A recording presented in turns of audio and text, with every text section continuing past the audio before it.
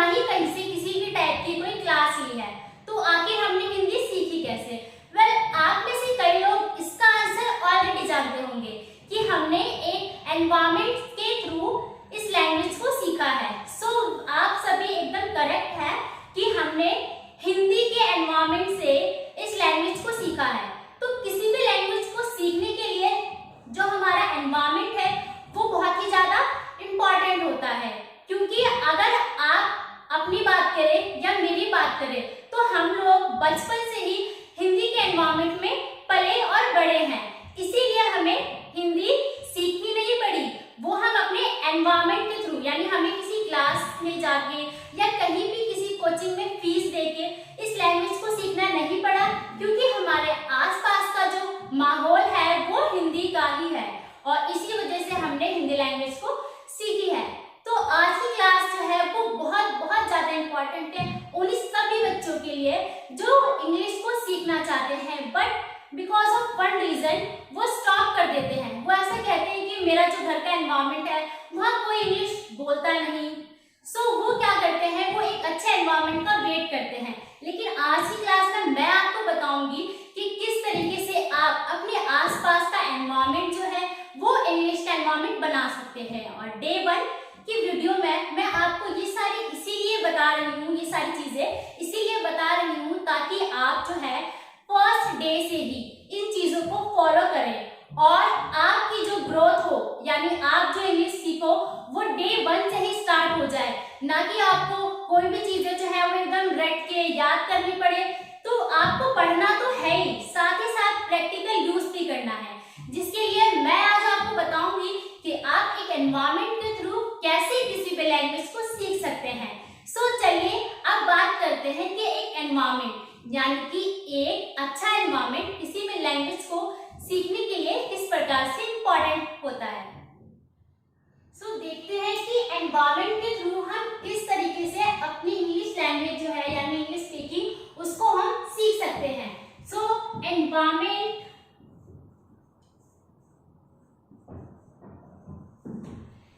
Environment जो हमारा ये वर्ड है बहुत ही ज्यादा इंपॉर्टेंट है। अभी हमें इसका मतलब समझना होगा, क्योंकि एनवायरमेंट के थ्रू ही हम अपनी जो स्पीकिंग है उसको बेस्ट करने वाले हैं। तो देखिए, सबसे पहले मैं आपको बताती हूँ लिसनिंग के बारे में, यानी कि आपने सुना होगा कि listening is a powerful weapon, यानी कि इस लिसनिंग वर्ड जो है ये बहुत ही ज्यादा पावरफुल होता है, क्योंकि जब हम कभी किसी भी चीज को सुनते हैं, जब कभी हम किसी भी चीज को सुनते हैं तभी हम उसका रिप्लाई करते हैं, और कोई भी चीज जो है वो हमें लिसनिंग से ही आती है। अब आप पूछेंगे कि किस तरीके से। मैं आपको बता दूं कि लिसनिंग जो है, यानी कि आपने सुना होगा स्कूल टाइम पे कि कई सारे टीचर्स जो है वो आपको ये जरूर सजेस्ट करते होंगे कि आप जब भी कोई भी चीज याद करो, समझ के याद करो, तो आपको उस चीज को लाउडली बोलना है। अब लाउडली बोलने का मतलब क्या है कि जब आप किसी भी चीज को बोलोगे, यानी अगर आप कुछ लर्न कर रहे हो और आप उसको जोर जोर से बोल रहे हो, तो ऑब्वियसली आपकी जो शब्द है वो आप सुन पा रहे होंगे, यानी कि आप जो भी चीज याद कर रहे हैं, जो भी आप बोल रहे हैं उसको सुन भी रहे हैं। बिल्कुल। यहाँ से आपने क्या किया कि लिसनिंग जो आपका वर्ड है यानी लिसन, ठीक है, तो इसके थ्रू आपने ये सीखा कि लिसन, यानी कि जब भी हम कोई भी चीज को सुनते हैं, क्योंकि हम किसी भी चीज को सीखते कैसे है, सुनकर। जैसे कि आप स्कूल में पढ़ते हैं तो टीचर आपको कोई भी इंफॉर्मेशन देते हैं तो वो बोलते हैं, और जब आप उसको ध्यान से सुनते हो तभी आपको चीजें समझ आती हैं। या अगर मैं बात करूं कि एक छोटा बच्चा, जब हम उसको सिखाते हैं कि लिप्स क्या होता है, नोज क्या होती है, ईयर क्या होते हैं, तब हम उसको प्रैक्टिकल यूज भी सिखाते हैं। यानी कि हम लिसनिंग के बारे में तो बताते ही हैं कि आपने मतलब उसने लिसन किया कि हाँ, नोज मतलब कि हमारी नोज है, हमारी आईज है, हमारे लिप्स हैं। उसको वो क्या करते हैं, सुनती है, लेकिन सुनने के साथ साथ उसका प्रैक्टिकल यूज, यानी कि हमें बताना पड़ता है कि हमारी आईज ये होती है, हमारी जो लिप्स है ये होते हैं, नोज, फिंगर्स, यानी इस तरीके से हम क्या करते हैं, उनको हर एक चीज बताते हैं। अगर वो लिसनिंग यानी ढंग से ना सुने चीज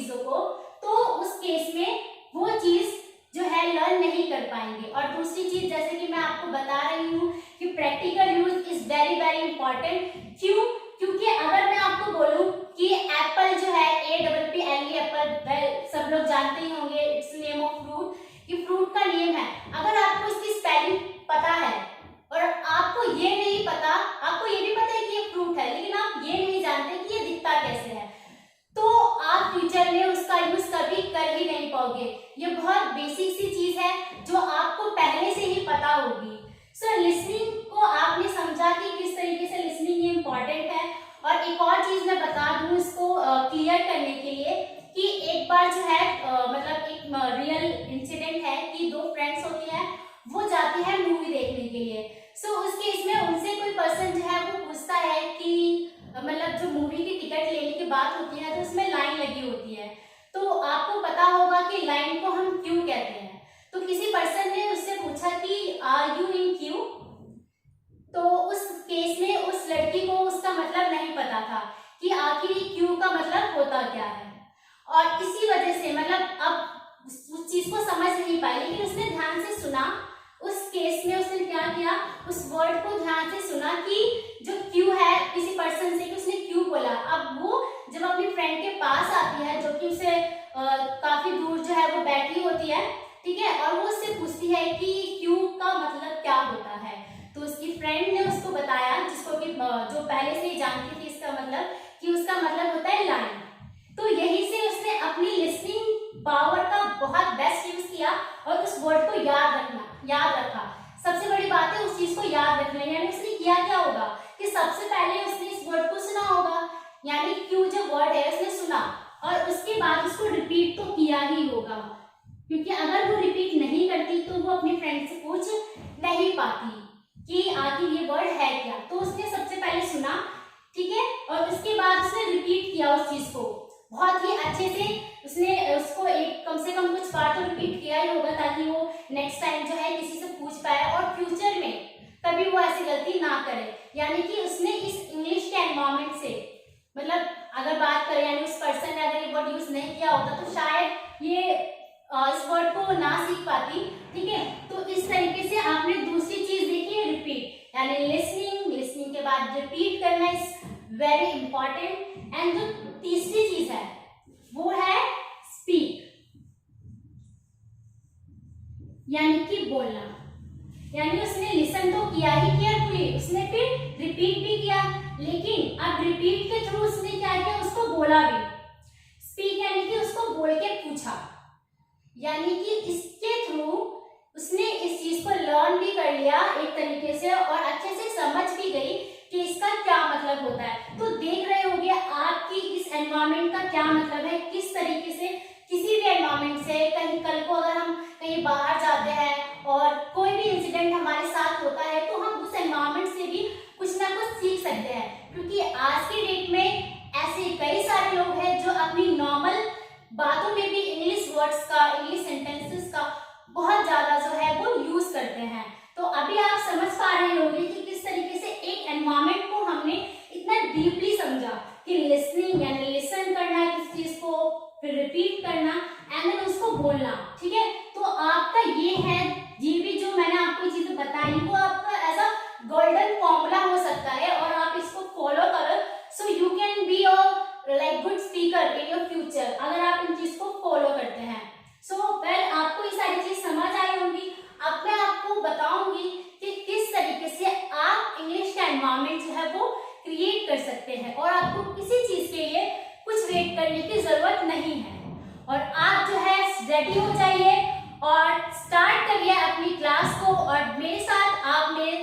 मेरे जो भी वीडियोस है उनके थ्रू आप अपनी इंग्लिश को स्ट्रॉन्ग कर सकते हैं। सो चलिए देखते हैं कुछ इंपॉर्टेंट टिप्स जिससे कि आप एक क्रिएट कर सकते हैं बेस्ट एनवायरनमेंट इंग्लिश का। तो कैसे करेंगे, सबसे पहले जो हमारा पॉइंट है वो है टॉक टू योरसेल्फ। अब आप में से कई सारे लोग सोच रहे होंगे कि खुद से बात कैसे। तो जब भी हम किसी चीज को सोचते हैं, क्योंकि कई बार ऐसा होता है कि हम किसी चीज को जो है वो मन ही मन में सोचते हैं, लेकिन उस केस में हम हिंदी में उस चीज को सोच रहे होते हैं। या फिर अगर मैं बात करूं कि कई सारे लोग जो है वो टेलीविजन तो देखते ही होंगे, जिसमें वो न्यूज सीरियल्स, कार्टून्स, इस तरीके की चीजें जो है वो देखते हैं। तो उसके इसमें उन्हें क्या करना चाहिए कि जब भी वो किसी भी डायलॉग को सुनते हैं या किसी सेंटेंस को सुनते हैं तो उनको ये जरूर ट्राई करना चाहिए कि वो इंग्लिश में ट्राई करें कि उसको कैसे बना सकते हैं, क्योंकि कई बार कुछ स्मॉल सेंटेंसेस भी मतलब बोले जाते हैं जो कि आप बहुत इजीली बना सकते हो। तो स्टार्टिंग में हो सकता है कि आपको बहुत प्रॉब्लम हो सबको करने में, लेकिन जब आप कहीं से या किसी भी वीडियो के थ्रू जो है अगर आप इंग्लिश कोर्स सीख रहे हैं, मतलब मैं ये नहीं कह रही कि आप मेरे चैनल से ही सीखो, आप किसी भी चैनल से जो भी आपको बेस्ट लगे, यानी कि अगर आपको कोई दूसरा चैनल यानी कि कोई ऐसा चैनल जो आपको मतलब किसी भी टीचर को सुन के समझ में आता है कि मुझे उनका पढ़ाया वो बहुत ही अच्छे से समझ आता है, तो आपको उस केस में क्या है कि उसी चैनल को प्रेफर करना चाहिए, ना कि इस तरीके से, क्योंकि कई सारे स्टूडेंट्स होते हैं so they are like totally puzzle कि आज उन्होंने क्या किया, दूसरे चैनल पे गई और वहां से वीडियोस जो है वो देखी और नेक्स्ट डे सेम वीडियो को दूसरे चैनल पे और दूसरे टीचर के जो थ्रू है वो देखते हैं, और उस केस में वो अपना टाइम वेस्ट कर रहे होते हैं, क्योंकि जब उन्होंने कोई चीज सीखी और उसको जब दूसरा टीचर जो है वो अपने तरीके से एक्सप्लेन करेगा तो हो सकता है कि कई सारी चीजें जो है वो ऐसी हो कि उस केस में उनको जो है डाउट क्रिएट हो जाए कि उन्होंने तो ऐसा बताया या इस वीडियो के थ्रू तो मैंने इस तरीके से सीखा, क्योंकि हर टीचर का जो है पढ़ाने का वे जो है वो काफी डिफरेंट होता है। तो अगर आप इस तरीके से करेंगे तो हो सकता है आप पजल हो जाए और फिर इन फ्यूचर जो है आपका जो इंटरेस्ट है, स्पेशली जो आपका इंटरेस्ट है इंग्लिश सीखने का, इंग्लिश बोलने का, वो धीरे धीरे कम हो जाए। तो आपको एक सेंसिबल पर्सन की तरह ये डिसीजन लेना होगा कि मुझे किस चैनल से जो है इंग्लिश सीखनी है और कौन सा ऐसा टीचर है जिसकी मुझे अच्छे से समझ आते हैं, पढ़ाए हुए लेसन जो है वो मुझे काफी अच्छे से समझ आते हैं। तो वेल आप टॉक टू योरसेल्फ, मैंने आपको बताया कि करना क्या है कि आपको खुद से ही बात करनी है, लेकिन वो भी आपको इंग्लिश में करनी है, यानी जब भी आप कुछ सोच रहे हो, टेलीविजन देख रहे हो, सीरियल देख रहे हो, कोई भी कार्टून जो है, तो ट्राई करो कि छोटे छोटे जो सेंटेंसेस हैं जो पॉसिबल है आपको बनाने, आप उनको बनाओ, ठीक है, मन ही मन में बनाओ, या अगर आप चाहो तो उसको बोल भी सकते हो, बोल के प्रैक्टिस करना है, लेकिन बोल के प्रैक्टिस करने के लिए जो सेकंड पॉइंट है आपका वो बहुत ही ज्यादा इंपॉर्टेंट है और बहुत ही ज्यादा हेल्पफुल होने वाला है। तो make best friend to your mirror. Alright, make best friend to your teacher, इस सेंटेंस को पढ़ के आपको बहुत ही अच्छे से समझ आ रहा होगा कि मैं आखिर किस चीज की बात कर रही हूँ, क्योंकि कई सारे वीडियोस में आपने सुना होगा कि आपको इंग्लिश सीखना है तो आपको मिरर के सामने प्रैक्टिस करनी होगी। वेल, आपने बिल्कुल सही सुना है, क्योंकि जब आप किसी भी पर्सन के सामने बोलते हो तो उस केस में आप जो हो थोड़ा सा हेजिटेट करते हो कि अगर मैंने गलत बोला तो वह मतलब कोई भी पर्सन जो है वो क्या सोचेगा मेरे बारे में कि इसको इतना भी नहीं आता, तो उस समय पे आप हेजिटेट करते हो और अपने कॉन्फिडेंस को काफी हद तक आप लूज कर देते हो। तो आपको क्या करना है कि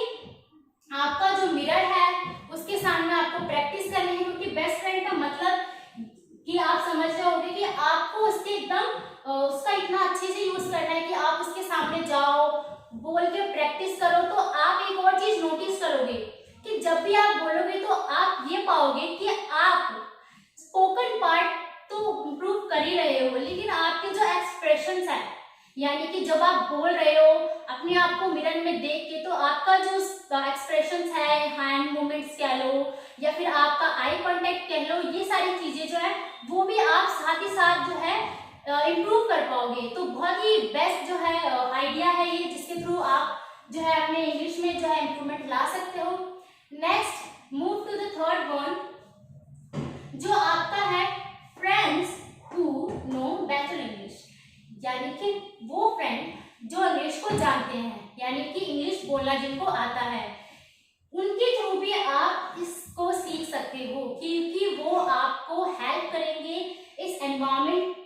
को देने में। यानी जब आप अपने फ्रेंड से जाओगे और उसको जो है इंग्लिश आती है, तब आप उससे बात करोगे तो हो सकता है कि वो आपकी गलतियों को इम्प्रूव करे, ठीक है, और आपकी गलतियों को बताए। तो उस केस में आपको बिल्कुल भी शायद नहीं करना कि मेरी फ्रेंड ने मेरी ये गलती पकड़ी सो नेक्स्ट टाइम से मैं नहीं बोलूंगा, या ऐसा कुछ भी नेगेटिविटी आपको नहीं लेके आनी है। You have to be positive कि अगर किसी ने मेरी गलती मुझे मुझे बताई है, so I have to improve it. आपको हमेशा याद रखना है कि आपकी वीकनेस पे आपको हमेशा वर्क करना ही होता है, तभी आप लाइफ में आगे बढ़ सकते हो. Okay, now the fourth one, that is watch English stories. Okay, movies and also listen English songs. अब ये भी चीज आप में से कई लोग पहले से जानते होंगे कि स्टोरीज देखनी है छोटी छोटी, क्योंकि आजकल सबके पास फोन होता है और यूट्यूब पर बच्चे जो है वो ज्यादातर या कोई सोशल मीडिया पर ज्यादातर अपना टाइम स्पेंड करते हैं. तो क्यों ना आप इस चीज का बेस्ट यूज करो. आपको क्या करना है कि छोटी छोटी जो स्टोरीज है आपको मिल जाएंगी यूट्यूब पर, जहाँ से आप जो है सीख सकते हो इस चीज को, और वो एकदम सिंपल लैंग्वेज में होती है. इसमें आपको एटलीस्ट स्टार्टिंग में थोड़ी सी डिफिकल्टीज तो होंगी, लेकिन 50% तक तो आपको समझ आ ही जाएगा वीडियोस को देखकर और कुछ जो वर्ड्स है उनको सुनकर. और साथ ही साथ मैंने आपको अभी बताया कि लिसनिंग जो है आपकी किस तरीके से हेल्प कर सकती है. और फिर आपकी रही बात प्रैक्टिकल की, तो आप मिरर के सामने प्रैक्टिस तो करोगे ही, साथ ही साथ आपको किस तरीके से और भी जो चीजें हैं यानी मूवी और जो मैंने आपको बताया अभी कि आप कोई भी अगर उसकी बात करें न्यूज चैनल वगैरह देखते हैं तो उसको थोड़ा सा आपको ट्राई करना है कि सेंटेंसेस जो है जितना आपसे पॉसिबल हो पाए उसको ट्रांसलेट करने की कोशिश करनी है.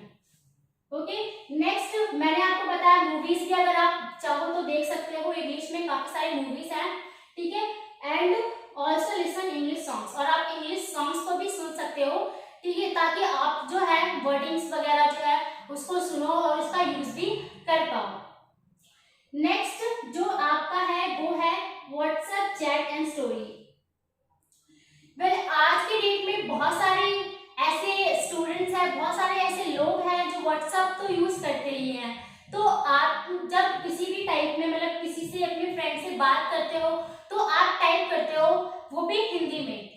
बल्कि आप में से कई सारे लोगों को इंग्लिश में कई चीजें तो आती ही होंगी, कई वर्ड्स तो आते होंगे, बट इन दैट केस आप क्या करते हो कि आप हिंदी को ज्यादा प्रेफर करते हो और आप हिंदी में टाइपिंग करना पसंद करते हो और हिंदी में बात करना पसंद करते हो. लेकिन जब भी आप कोई चीज को सीखते हो तो ट्राई करना है कि आपको यूज करना है अपने फ्रेंड्स से. अगर आपने कोई नई वर्ड सीखा, कोई भी नया सेंटेंस सीखा, तो आप ट्राई करो कि अपनी फ्रेंड से चैटिंग के थ्रू उसका यूज करो, क्योंकि जब तक आप किसी भी चीज का यूज नहीं करोगे आपको वो चीज प्रैक्टिकली नहीं आने वाली. और उसी के साथ साथ आपका स्टोरीज भी है. आजकल कई सारे लोग जो है अपनी स्टोरीज लगाते हैं. आपकी बात करें फेसबुक पे, व्हाट्सएप और उसके अलावा हमारा इंस्टाग्राम भी है. तो जब भी आप स्टोरी जो है अपलोड करते हैं अपने स्टेटस पे, तो आपको क्या करना है कि आप किसी भी टाइप की जो स्टोरी लगाते हो, यानी कि कोई भी मोटिवेशनल है, जो भी आपका सेंटेंस वगैरह है, तो आप ट्राई करो कि उस सेंटेंसेस का जो मतलब है आप खुद समझो सबसे पहले और उसके बाद स्टेटस पे लगाओ. क्योंकि हो सकता है इन फ्यूचर कोई भी पर्सन जो है वो आपसे उसका मतलब भी पूछ सकता है कि तुमने जो ये लगाया है इसका मतलब क्या है. जो भी मोटिवेशनल जो लाइंस आपने इसमें लिखी हुई है, जो इंग्लिश में लिखी है, उनका क्या मतलब है. तो आपको वो सारी चीजें भी हैं जिसका मतलब भी आपको पता होना चाहिए, ताकि आप इन फ्यूचर बता भी पाओ. और सबसे बेस्ट जो है कि आप खुद भी तो उस चीज को सीख ही पाओगे, वो भी बहुत अच्छे तरीके से. सो इन सारी चीजों को आपको फॉलो करना होगा डे 1 से ही, अगर आप सच में जो है इंग्लिश को सीखना चाहते हैं. क्योंकि ये सारे जो कुछ टिप्स हैं वो बहुत ही हेल्पफुल हो सकती है सभी स्टूडेंट्स के लिए जो सच में एक नेटिव स्पीकर बनना चाहते हैं. सो आई होप कि आज का जो वीडियो लेक्चर है वो आपको समझ में आया होगा और हर एक चीजें बिल्कुल बारीकी से जो मैंने बताई वो आपको क्लियर हो गई होंगी. और उसके अलावा भी अगर आपको कोई डाउट है तो आप कमेंट सेक्शन में कमेंट करके हमसे अपना डाउट पूछ सकते हैं. और साथ ही साथ हमारे चैनल को सब्सक्राइब करना ना भूलें. And thank you everyone for watching this video.